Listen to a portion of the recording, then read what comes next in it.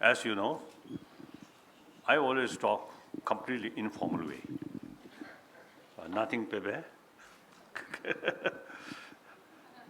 So, brothers and sisters, I'm extremely happy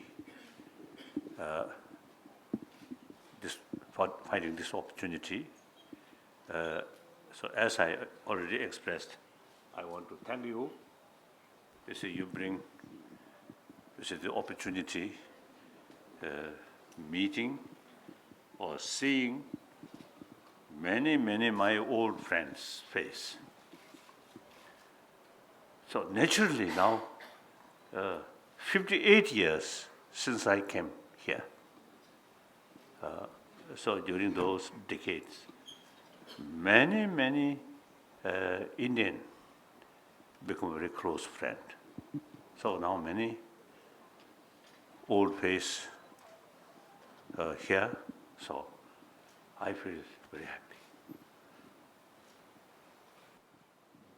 Some of my friends, his face rather quite old, so that reminds me too now become old. But then life goes that way. Important is while you alive, it should be something meaningful life. Then taking human life then become meaningful. So this sacred human life should not use some destructive way, create more pains or more suffering to others. Then meaningless. So our life should be at least, if possible, serve other, bring some happiness to other. If not, at least restrain harming. That's meaningful human life. And in order to do that, this human brain, a very unique brain, this must use for constructive way. I think thousands different species of mammals. I think we human beings sometimes most troublemaker because of this brain. And also, you see, if we properly use this intelligence, like these saints, and I think thousands different parts of the world, particularly in this country, I think use human brain properly. So then, you see, they not only they themselves you see, gain much inner peace or inner strength. Also, you see, show the people, there is way, you see, to achieve something, properly use this brain. So I really very happy. Then personally, I really admire. You see, you take so much care of your son. When I first met, you really, looking after. And now this time, I got, two blessings that way. Wonderful.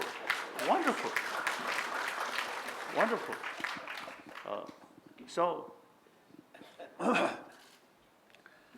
then, what I should say? Now, these days, when I'm mixing with my Indian friends, sometimes I feel this physical, not Indian, but Tibetan. But as far as deeper experience of ancient Indian knowledge is concerned, I think I'm more Indian than you Indian here. The modern Indian, not much knowledge about 1,000-year-old your knowledge. How to tackle our emotion, how to strengthen our inner, deeper value. So I always describe we are chela of ancient Indian guru. So we kept over 1,000 years these, the ancient Indian sort of the wisdom. A modern Indian, I think, are too much concerned about money or about material value. So therefore, it is spiritual or ancient Indian knowledge is concerned, I'm more Indian than those modern Indian. Modern Indian not much sort of pay attention about these things. Therefore, now one of my commitment is trying to revival of ancient your knowledge in this country. See, you already advancing about material value or with modern education, modern technology. On top of that, now you should pay more attention about ancient your knowledge. You see, that brings inner value, inner peace, which world lacking now, frankly speaking. So I feel out of about, 200 different nations, only India can do combination, modern technology, modern facility, plus inner peace. Not just faith, but use our intelligence properly. Through that way, we become better positioned to tackle, to combat anger, hatred, fear. So that's the way to build inner peace. So therefore, I think ancient Indian knowledge about emotion, about mind, and how to tackle these emotions, destructive emotion, and how to increase positive emotion. I usually consider these not as a religious sort of matter, but this is well-being of humanity. In everywhere, you see, people say, world peace, world peace. World peace must develop, must achieve through inner peace. Firstly, we have to create inner peace. Inner peace, not just faith and close your eye, not that way. Open our eye, look, and analyze. Through that way, you see, transform our emotion. In that respect, I think I may say, 82-year-old person, over now 60 years. When I was young, I have no interest about learning these things, only play. I was quite a lazy student. But then my age, 13, 14, 15, then I developed some interest about this ancient Indian knowledge. I pay more attention and study. At the meantime, implement, practice. So now, after 50, 60 years, now I realize my sort of destructive emotions, such as anger, almost disappear. Because, you see, analyze.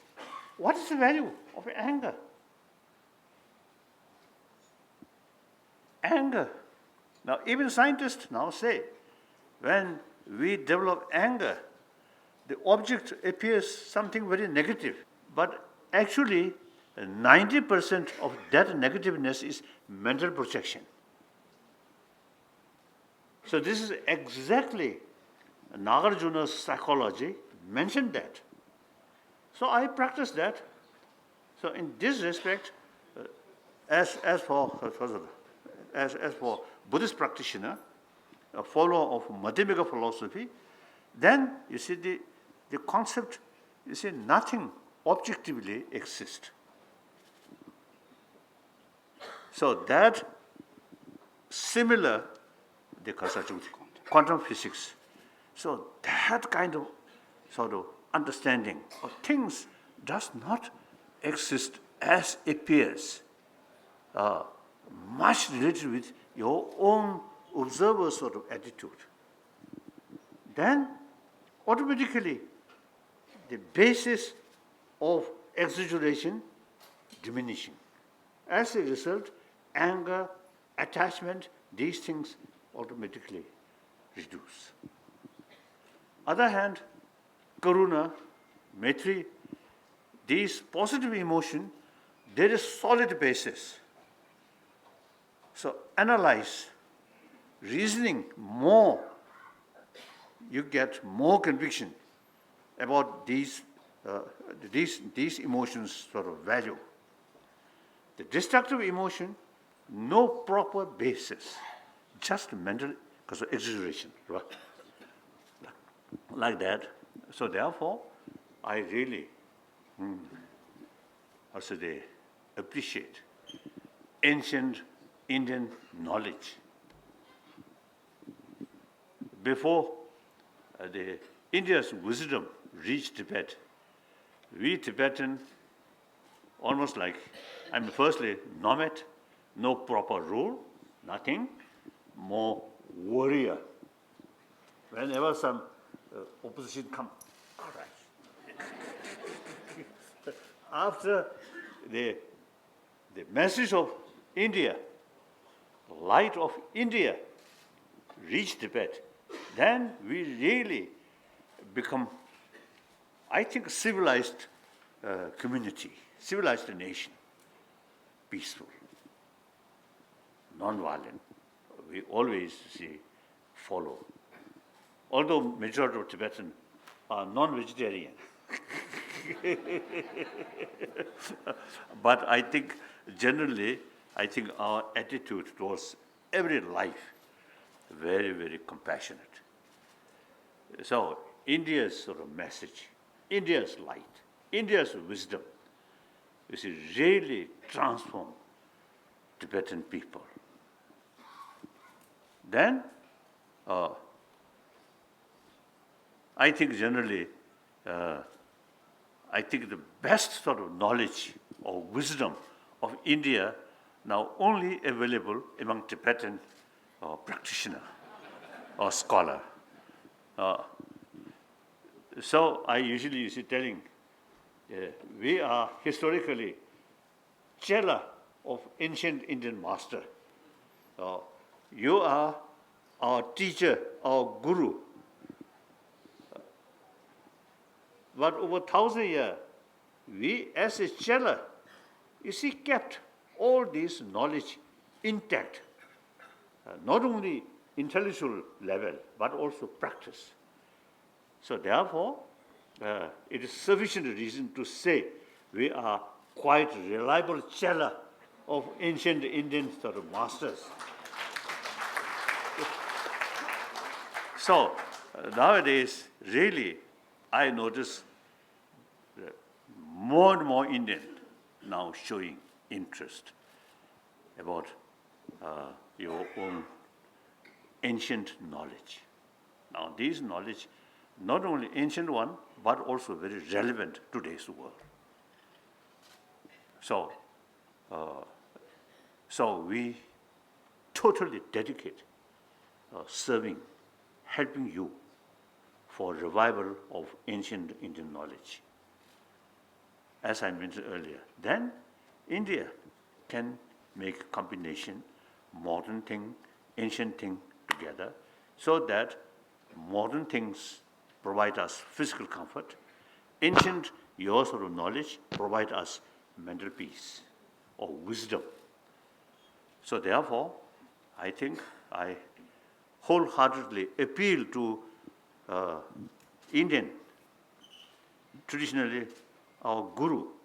Now please pay more attention about your own 1,000-year-old tradition, revival, these things is very, very essential. Then someone mentioned, I think, among different sort of Indian wisdom, Nalanda wisdom, I feel, very scientific.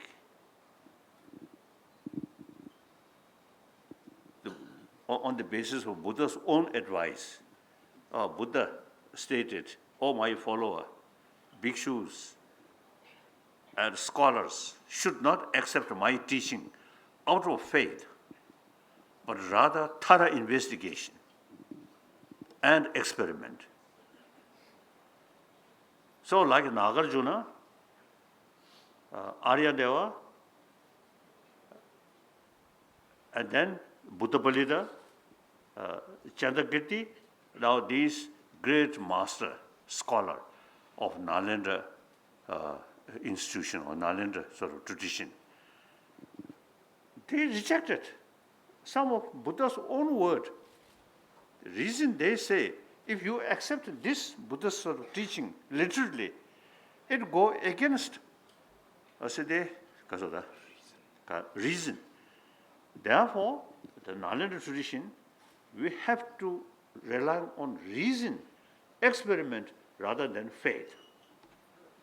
So that is something quite unique. So therefore, we, as a follower or student of Nalanda tradition, so no difficulties discuss with modern scientists. It is very, very useful. Mutual learning. You mentioned Kasadi spacecraft array. So when the Apollo land on moon, so some picture is to come. So then I show that picture to some Tibetan scholars. Oh, this is moon. They say, oh, should not be moon. This is part of Mount Meru. Silly, quite silly. I think almost 1,000 years. You see, we believe, world flat. At the center of Mount Meru, sun and the moon go like that. So here we are enjoying daytime. So northern world, night. Because the sun, in southern part of Kasota, Mount Meru. This now, as a follower of Nalanda tradition, I can say nonsense. I often used to telling people, now millions of people, from India to Europe, Europe to America, and then from America to Japan, Japan to here. No one see Mount Meru. If there is Mount Meru, we cannot say Mount Meru is a mysterious thing. You cannot say shade of Mount Meru we enjoy because we experienced. So the shade, something we enjoy.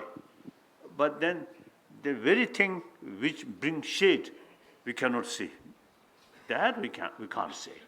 So existence of Mount Meru, just old Kasurda, old Sorda belief, or old thinking, like that. So, if we go according reason, with reasons, then no problem. As a result of meeting with scientists and more knowledge about cosmology, these things, then Mount Meru, one casualty, no problem. Since many years, I expressing the very purpose of Buddha, Buddha appear on India, not making maps of world, but for noble truth. So whether there is Mount Meru or not, doesn't matter. whether world round or flat, doesn't matter. Dukkha is there, and cause of dukkha there. So that's real sort of practical concern. Now, how to reduce dukkha? So these things, even non-believer, now these are now quite relevant. Now mind, till late 20th century, I think scientists generally just brain. No such as a consciousness, nothing. Now later part of 20th century, now number of scientists through their experiment, particularly those individuals who spend several hours meditation, their brain is something different. So there is something can affect our brain. So now gradually, many scientists now showing interest about the system of our brain, and there including mind or consciousness or these things. So in that respect, then this ancient Indian knowledge is very relevant, very important. Then also quantum physics. Now they already know. You see, things does not exist from objectively. So finally, observer is the key factor. Then the question is, where is the observer? What is the observer? No answer. In this country, India, almost over 3,000 years, they analyze, where is the observer? So the concept of Atma and Anatma then come. So seems to see the modern sort of scientists sort of research, when they reach certain sort of age, stage, then I think ancient Indian knowledge, I think really helpful to make complete. So about cosmology and particles, I think although our scripture mentioned these particles, but more detail, I think we can learn better from scientific research. But some other field, our knowledge is much advanced than modern science. So combination is something very useful. So that I want to share with you, and then I prefer take some questions. Okay, some. I love some difficult question because that gives me opportunity to show my brain.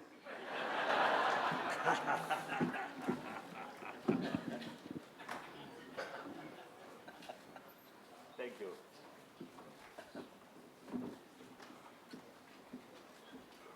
Thank you.